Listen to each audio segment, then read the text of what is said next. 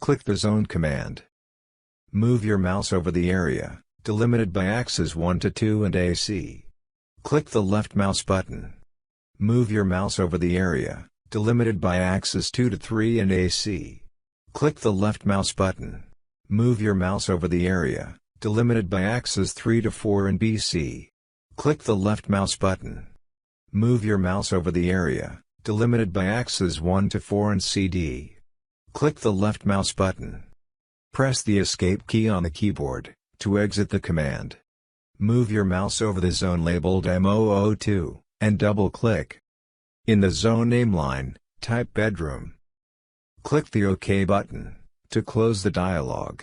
Name the zone labeled M003 as Hall. Name the zone labeled M004 as Bathroom.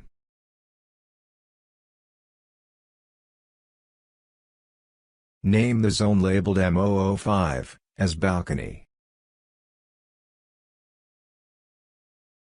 The upper story zones are completed.